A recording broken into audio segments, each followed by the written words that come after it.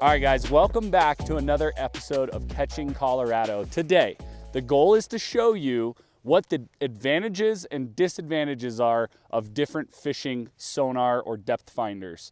We have today the Vexilar FLX80. We have the Garmin Livescope with the LVS34 transducer, and we have an HDS7 off of my boat from Lowrance, and we're using an ice deucer on it to give us a little bit of a flasher feel. So we're gonna compare those three. I'm gonna tell you the advantages and disadvantages. Let's get right into it.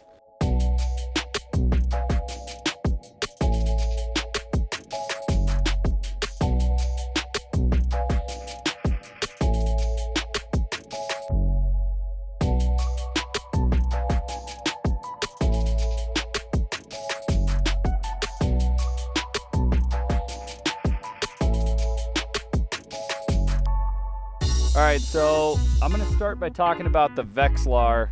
This is the FLX30, and Vexilar has been around forever. This is an ice fishing standard. If you haven't heard of a Vexilar, you probably haven't ice fished, and that's okay. But I wanna tell you about it because it is an important tool, and it still, even 30 years later, has its benefits over the $3,000 Livescope unit. So a Vexilar is basically a flasher. And what a flasher does is it has got the entire water column on a little wheel or a circle. And that circle basically shows you from top to bottom the entire water column right underneath your hole. The benefits of a Vexilar over other units is that a Vexilar will give you the exact location of your jig, the exact speed of your jig, and lastly, it will show you the exact bottom of the water. So there's a few reasons why all of that's important, but just suffice it to say, with other units, you're not going to be able to see the bottom as well as you will with a Vex. So what you do is you set up your Vexilar in the hole, and then you drop your transducer down, and then you drop your jig in the hole, and you can watch your jig drop down as a colored bar all the way through the water column. Okay, so up here at the top, this is the top of the water column. This is just like some bubbles and something kind of just hovering right near the surface. And then down here, this whole black is the water column. You can tell we're in 13 feet, and right here's my jig, and that's bottom. So anything that we see in this area is typically a fish, and you'll see as I move my jig, see it go up and down there. As I get near the bottom, that is pretty much true bottom, and once my color matches up with the actual bottom, it's there. Now you can see a fish just came in looking, and now I'm kind of running to escape him and see if he'll bite. There's another one below it. I'm the top. You can see my jig is moving very radically. That fish is just stagnant right there. We're trying to coax that fish into biting. So that's how Vexilar works. You're essentially just getting those colors to match up. And once they do, you know that fish is on you. So I'm just trying to lead this fish a little bit, get him to rise in the water column a tiny bit, and see if he'll bite. He's thinking about it. He's not totally interested. And then when he decides to swim off, that color band will go away. But that's essentially how Vexilar works. Very standard, simple unit. It comes with a transducer, lithium battery, and just this little screen here. This is all you're working with, but it is a very powerful unit and definitely gives you a lot of detail on bottom. So the Vexilar is, yes, an older way of fishing, but it still has its tried and true place. The FLX30 is great because you have a lot of options. You can do zoom columns where you see just like the bottom 6 feet of the water if you're in deep water. You can do the entire screen as your water column. You can change the color. There's like 80 or 100 frequency bands. So there's just a lot of mobility with the unit. You can do a whole bunch of different things with it, and it's still really effective. And I think generally sells for about $850, but this one I think is on sale right now for about $650. This is the Lowrance HDS-7, and this came right off my boat. And I want to explain a couple things about it that make it a great choice. The first obvious one is cost. If you already have the Lowrance on your boat, you can turn it into a usable fish finder immediately for the ice or for obviously on your boat. The reason that I like it is because it was cheap. I made the little battery box underneath it, and I can just keep swapping out batteries, and I have everything I need in order to get fishing. Now, looking at the screen here, you'll see two lines that are coming together. That's a fish looking at my jig and me just kind of slowly jigging above it. I'm able to move throughout the water column up and down, and I can see it on this right bar as a flasher. This is what the Vexilar is doing, just on a vertical scale instead of a circle scale. So this is the bottom, this is the top, and the color bars as they go through. That is my jig right in the middle. If I let out more line, you'll see my jig go down, and I can go down to touch bottom. Now the thing is, when I get on bottom, it's typically with a Lowrance, not the actual bottom. There's about another 6 to 10 inches or so below there that is bottom. So my jig is not on bottom. So this is historical data. This is showing me what we've done, and this can be helpful. If you caught a fish, you can look back and say, oh, I jigged a couple times and then he bit it on the still. Or you can go backwards and see what part of the water column are the fish hanging out in. So that's all helpful. The other thing that I really like about using a Lowrance is the fact that this has a map on it. So when I go to a spot, I can map out exactly where I was on this GPS, and it'll take me right back there the next time I go. So those are a few things that I think are, maybe some of the better features about a Lowrance that make it a really good value. You don't have to pay a ton for it if you have a boat, if you already have it. If you don't, it's going to run you anywhere from $500 to $700, something like that. And then you have to buy a separate ice deucer for it, which is about $70. But end of the day, the reason why you would buy a Lowrance is you can see historical data.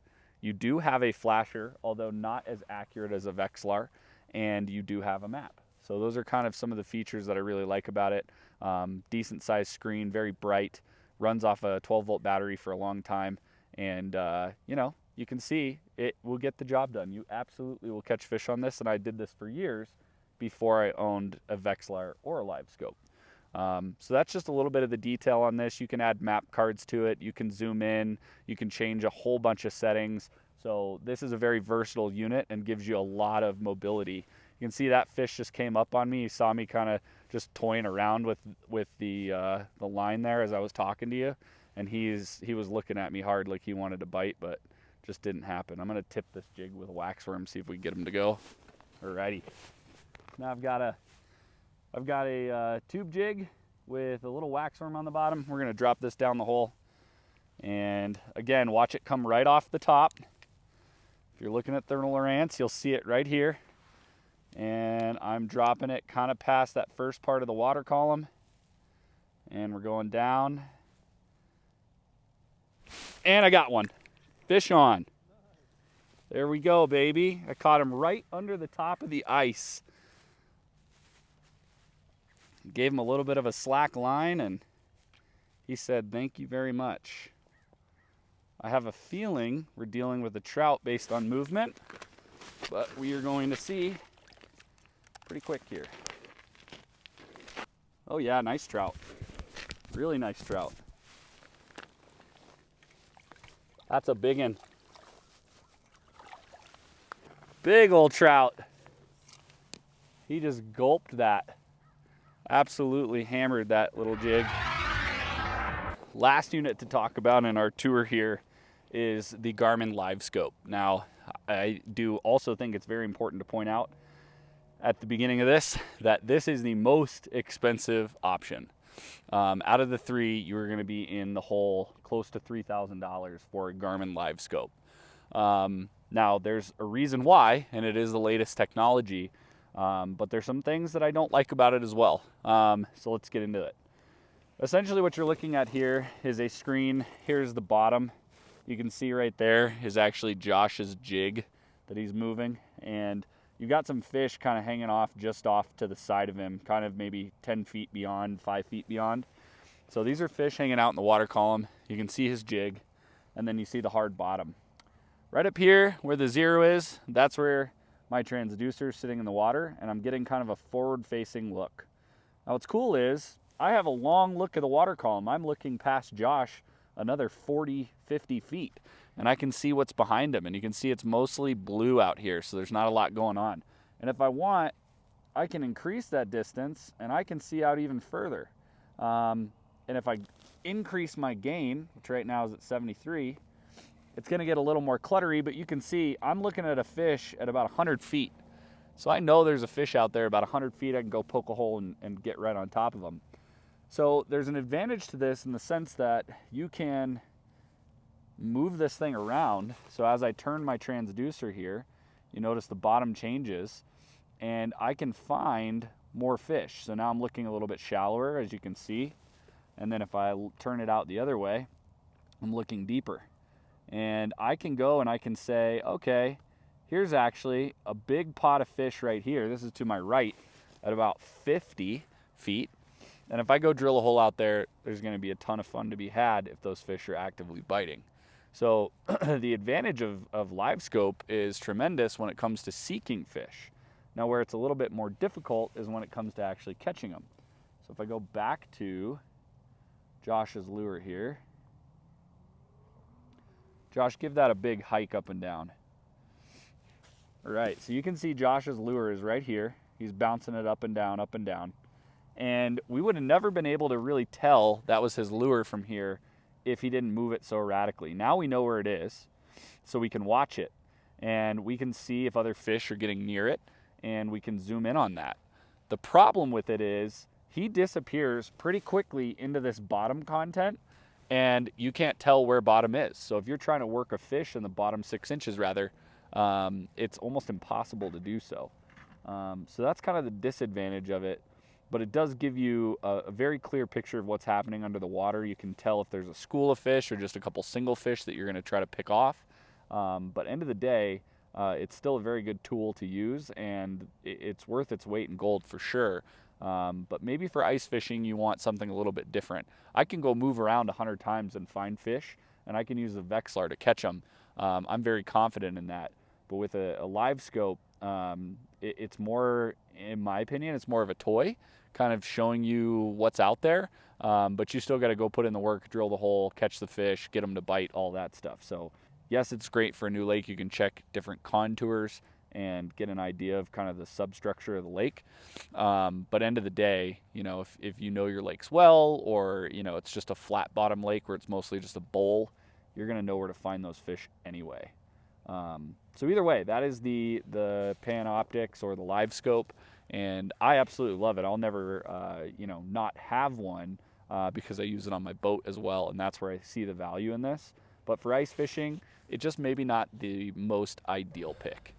So those are kind of my pros and cons to the Panoptix, the Vexilar, and the Lowrance. I don't think you can go wrong with any of them. If you have a Lowrance already, it just seems like a no-brainer to just stick with that until maybe you want to make an investment in something else. If you're just new to getting into ice fishing, you've never done it before, you can't go wrong with the Vexilar. Again, you're going to get a lot better bottom contact. You're going to get a lot more accuracy with your jig and the stroke, and it's going to show fish. So if I was leaving the house with just one, I think it would have to be the Vexilar, because I know I can move around and find fish and catch fish with a Vexilar. If I was on a new lake and maybe I wanted to explore a lot of different areas, I might take the Panoptix because it's gonna, or the Livescope, because it's gonna give me an ability to see in one hole multiple areas. So I may try that for scouting. Or, you know, if you're looking to save money, that Lowrance is still a great option. So I don't have a personal favorite. I wouldn't say like, you know, this is the one that I love the best. I like them all. I'm glad that I have them all. But, you know, I think the Livescope provides me what I do today, the most information and the best information on what the fish are doing and where they're at. So I think I'd probably leave the house with the Livescope and the Vexilar. The Lowrance, I'm kind of phasing out of my ice fishing gear, But that being said, I used Lowrance for 4 or 5 years before I upgraded to something else. So you can get it done with just about any electronic. I'll let you be the judge of what works best for you. And I really appreciate you guys watching this video. If you have other comments about these devices, just comment down below and I'll get back to you as soon as I can. And hope you guys enjoy your ice fishing career and have a great, successful year. We'll see you later. Thanks for watching the video. I really hope you enjoyed it. If you're interested in more relatable content, you can check out these videos right here. Oh, and don't forget to like and subscribe down below so you can stay updated on our next adventures.